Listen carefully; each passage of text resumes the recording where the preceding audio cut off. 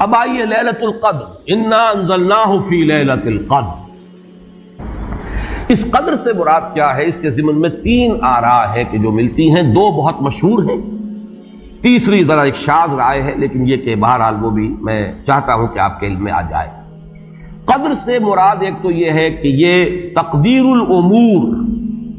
یہ گویا کہ تقدیر کی رات ہے۔ لیلۃ القدر یعنی وہ رات جس میں تقدیر الامور، تمام معاملات جو ہیں ان کا معاملہ طے کر دیا جاتا ہے۔ تو ایک رائے تو میں نے عرض کی کہ قدر سے مراد تقدیر، کہ یہ رات جو ہے تقدیر الامور کی رات ہے، تمام جو امور ہیں ان کے مقادیر، ان کی تعیین، ان کے بارے میں اللہ تعالیٰ کے احکام جو ہے ان کا ایشو ہو جانا۔ ایک رائے یہ ہے کہ یہ قدر سے مراد ہے قدر و منزلت، اونچا رتبہ، علو شان، منزلہ اور شرف۔ اب اس کی تائید ہوتی ہے،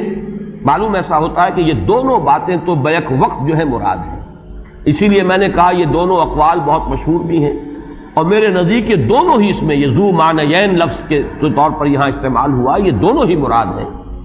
یہ رات خود اپنی جگہ پر بھی بجائے خود، جسے ہم کہتے ہیں بجائے خود بھی بہت قدر و منزلت کی رات ہے،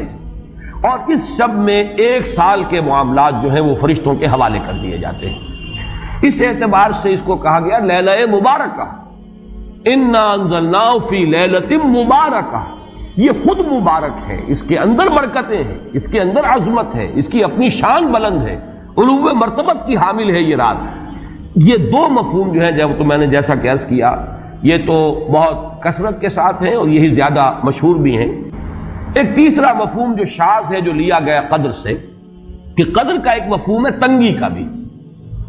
جیسے کہ سورۃ الفجر میں ہم پڑھ چکے ہیں، فَأَمَّا الْإِنسَانُ إِذَا مَا ابْتَلَاهُ رَبُّهُ فَأَكْرَمَهُ وَنَعَّمَهُ فَيَقُولُ رَبِّي أَكْرَمَنِ وَأَمَّا إِذَا مَا ابْتَلَاهُ فَقَدَرَ عَلَيْهِ رِزْقَهُ فَيَقُولُ رَبِّي أَهَانَنِ۔ انسان کا معاملہ عجیب ہے کہ جب اس کا رب اس کا امتحان لیتا ہے، اسے آزماتا ہے نعمتیں دے کر، عزت دے کر، تو کہتا میرے رب نے مجھے عزت دے دی، اور جب اس کا رب اس کو آزماتا ہے اس پر رزق کو تنگ کر کے، تو وہ کہتا میرے رب نے مجھے ذلیل کر دیا۔ تو یہاں پر جو تنگی کا مفہوم ہے قدر میں، تو ایک مفہوم یہ لیا گیا ہے کہ یہ لیلۃ القدر لیلۃ الضیق ہے، اور یہ اس لیے کہ اس زمین پر اتنی کثرت سے، اتنی کثیر تعداد میں فرشتے نازل ہوتے ہیں کہ تنگی پیدا ہو جاتی ہے۔ اب اس کے بعد سوال پیدا ہوتا ہے کہ یہ رات جو ہے مخفی کیوں رکھی گئی؟ تعین کے ساتھ کچھ معلوم نہیں، یہ رات کون سی رات ہے؟ کون سی رات ہے اس کا جواب تو میں بعد میں دوں گا کہ اس میں جو آراء ہیں مختلف، لیکن یہ کہ اس کو کیوں مخفی رکھا گیا، اس پر کچھ پیاری باتیں ہیں جو مفسرین نے کہی ہیں۔ پہلی بات تو یہ کہ جتنی عظیم چیزیں ہیں ان سب کو مخفی رکھا گیا۔ قیامت کب آئے گی؟ مخفی ہے، آئے گی یہ یقینی ہے، کب آئے گی؟ یہ تو ان امور میں سے ہے کہ جس کا علم نبی اکرم صلی اللہ علیہ وسلم کو بھی نہیں دیا گیا، جبرائیل کو بھی نہیں دیا گیا۔ چنانچہ حدیث جبرائیل میں واضح طور پر الفاظ موجود ہیں، وَمَا الْمَسْئُولُ عَنْهَا بِأَعْلَمَ مِنَ السَّائِلِ، کچھ معلوم نہیں، نہ سائل کو معلوم نہ مسئول کو معلوم قیامت کب آئے گی۔ اسی طرح بعض روایات میں جو آتا ہے، اس میں اعظم اللہ کا ایک نام ایسا ہے کہ اس کے واسطے سے اللہ سے جو بات مانگی جائے وہ رد نہیں ہو، لیکن وہ کون سا نہیں بتایا گیا۔ اقوال ہیں، اندازے ہیں،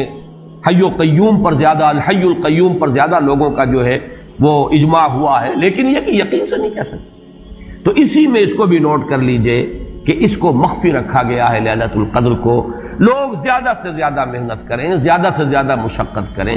اس کے لیے جو بھی اس کی قدر و منزلت سے کسی درجے میں آگاہ ہے، وہ اگر معین ہی ہو جاتا کہ ایک شب یہ ہے تو پھر تو سب کے سب اس رات میں محنت کر لیتے، باقی راتیں جو ہیں وہ پھر سونی اور ویران گزرتی۔ لیکن یہ کہ مطلوب یہ ہے کہ زیادہ سے زیادہ راتیں آباد ہوں، زیادہ سے زیادہ راتوں میں ذکر ہو، عبادت ہو، دعا ہو، اس لیے اس کو مخفی رکھا گیا، یہ حکمت ہے۔ اس میں بھی ایک عجیب نکتہ ہے جو امام راضی رحمۃ اللہ علیہ نے بیان کیا ہے، اور حوالہ اگرچہ نہیں دیا اس حدیث کا، لیکن ایک روایت کے حوالے سے بات بیان کی ہے کہ اس کے ظاہر نہ کرنے میں بھی اللہ کی ایک شفقت اور رحمت ہے بندوں کے حق میں، اس لیے کہ اس کی قدر جتنی زیادہ ہے اتنی ہی اس کی ناقدری پر سزا ہوگی۔ اگر معلوم ہو کہ یہ شب ہے اور اس کی ناقدری کو انسان کرے تو گویا کہ پھر وہ اتنا ہی زیادہ مورد عقاب اور مورد سزا بن جائے گا۔ اس کے لیے ایک بڑا پیارا واقعہ نقل کیا امام راضی نے کہ حضور صلی اللہ علیہ وسلم حضرت علی رضی اللہ تعالی عنہ ایک روز مسجد میں داخل ہوئے، ساتھ ہی آئے ہیں، دیکھا کہ ایک شخص سو رہا ہے، نماز کا وقت ہو چکا تھا۔ حضور نے حضرت علی سے فرمایا کہ اسے جگا دو، اسے ہوش میں لے آؤ تاکہ یہ وضو کرے، نماز کے لیے تیاری کرے۔ حضرت علی نے امتثال امر کیا، جا کر جگا دیا۔ لیکن پھر ایک سوال کیا حضرت علی نے کہ حضور آپ تو خود نیکی کے کاموں میں بہت سبقت فرمانے والے ہیں، سباق بالخیر یہ لفظ آئے، سبقت کرنے والے بہت کثرت کے ساتھ، تو آپ نے یہ جو ہے یہ کام خود کیوں نہیں فرمایا اور مجھے کیوں اس کے لیے آپ نے حکم دیا؟ آپ خود بھی اسے جگا سکتے تھے۔ آپ نے فرمایا کہ تم اس کی حکمت کو سمجھ لو، میرے جگانے پر اگر وہ نہ جاگتا اور انکار کر دیتا تو کفر ہو جاتا اس کے حق میں، اور تمہارے جگانے پر اگر کوئی تساہل سے بھی وہ کام لیتا تو وہ کفر نہ ہوتا۔ تو یہ ایک فرق ہے کہ اللہ تعالیٰ کی طرف سے ایک شفقت ہے کہ حضور صلی اللہ علیہ وسلم جگاتے اور کسی درجے میں وہ انکار کر دیتا۔ کبھی ایسا بھی ہوتا آدمی نیند میں ہے اور وہ کہتا جاؤ جاؤ مجھے آرام کرنے دو، تو اگر میرے ساتھ یہ معاملہ ہوتا تو وہ کفر کے درجے کو پہنچ جاتی بات، لیکن اگر تمہارے ساتھ یہ معاملہ ہو بھی جاتا تو اس درجے شدید نہ ہوتا۔ تو گویا کہ حضور نے اس شخص پر شفقت کے اعتبار سے یہ شکل اختیار کی کہ خود نہیں جگایا، بلکہ یہ کہ حضرت علی رضی اللہ تعالیٰ عنہ کو حکم دیا کہ اسے جگا دو۔ تو یہ نقطہ کہ لیلۃ القدر کے اخفاء میں یہ بات بھی ہے کہ اگر اس کو عیاں کر دیا جاتا، معین کر دیا جاتا، تو پھر جو لوگ اس سے غافل رہتے پھر وہ بہت سخت ناقدری کا ارتکاب کرتے اور بڑی سزا کے مستوجب ہو جاتے۔ اب آپ چھٹی بحث ہے کہ وہ رات کون سی ہے۔ اجماع ہے کہ یہ رمضان مبارک ہی کی ایک شب، لیکن رمضان مبارک کی کون سی شب ہے اس پر بعض مفسرین نے تو لکھا ہے کہ 40 قول ہیں۔ چنانچہ صاحب تفسیر مظہری قاضی ثناء اللہ پانی پتی نے، میں نے وہ تفصیل تو نہیں پڑھی، کہ 40 قول نقل، لیکن امام راضی نے جو 9 قول نقل کیے ہیں وہ میں تیزی کے ساتھ آپ کو سنا دیتا ہوں۔ ابن رزین رحمہ اللہ کا قول یہ ہے کہ رمضان کی پہلی شب ہے۔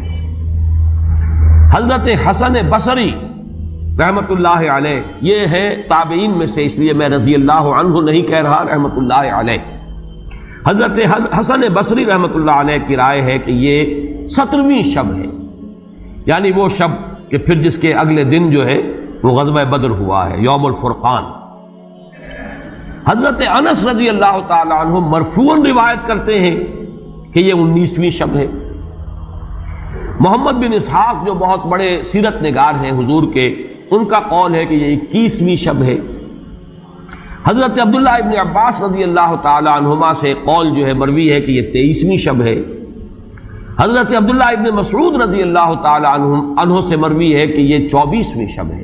اور اس کو میں ذرا اہمیت دیتا ہوں اس لیے کہ 24ویں شب جو ہے سورہ علق کی ابتدائی آیات کے نزول کے ضمن میں کچھ حساب کتاب کے جوڑنے سے 24ویں اور 25ویں شب کا بھی معاملہ جڑتا ہے، جو کہ میں نے آپ کو سورہ علق کے درس کے دوران بتایا تھا۔ اس کے بعد حضرت ابو ذر غفاری رضی اللہ تعالیٰ عنہ کا قول ہے کہ یہ 25ویں شب ہے۔ اس کے بعد حضرت ابی ابن کعب رضی اللہ تعالیٰ عنہ کا قول ہے، یہ وہ ہے جن کو کہ حضور نے خود فرمایا کہ اقرأہم ابی ابن کعب، قرآن مجید کے سب سے بڑے قاری حضرت ابی ابن کعب ہے رضی اللہ تعالیٰ عنہ، اور ان کے بھی سینے پر آپ نے ٹھپکی دی تھی کہ ایک سوال کیا آپ نے کہ سب سے عظیم سورت کون سی ہے، اور جب انہوں نے صحیح جواب دے دیا سورہ فاتحہ، تو پھر یہ کہ اس پر حضور نے تھپکی دی کہ تمہیں اللہ تعالیٰ نے بہت صحیح مناسبت عطا کی ہے علم کے ساتھ۔ ان کی اور صحابہ میں سے بہت سے لوگوں کی رائے، یہاں تک کہ یہ کہا جا سکتا ہے کہ بقیہ اقوال جو ہیں وہ شاذ کے درجے میں ہیں، اور یہ گویا کہ اگر اجماع نہ کہا جائے تو بہت حد تک اتفاق کے درجے میں ہے کہ یہ 27ویں شب ہے۔ اور اس 27ویں شب کے ضمن میں حضرت عبداللہ ابن عباس سے ایک روایت میں پہلے آپ کو بتا چکا ہوں کہ 23ویں شب، لیکن 27ویں شب کے ضمن میں جو مختلف روایات حضرت عبداللہ ابن عباس رضی اللہ تعالی عنہما سے مروی ہیں، ان میں بھی کچھ لطیف نکات ہیں، وہ میں بعد میں بیان کروں گا۔ اس کے بعد ایک شاذ قول اور بھی ہے کہ یہ 29ویں شب ہے۔ تو یہ گویا کہ 9 ہیں اقوال، جن میں سے بعض جلیل القدر صحابہ کے ہیں، عبداللہ ابن مسعود، ابو ذر غفاری، ابن عباس، ابی ابن کعب، لیکن یہ ہے کہ سب سے زیادہ جو اتفاق اگر اجماع نہ کہا جائے تو 27ویں شب پر ہے۔ اللہ تعالی ہم سب کو یہ لیلہ قدر اور لیلہ مبارکہ جو ہے اس کی برکات سے اور اس کی قدر و منزلت سے اور اس کے خیرات و حسنات سے متمتع ہونے کی توفیق عطا فرمائے۔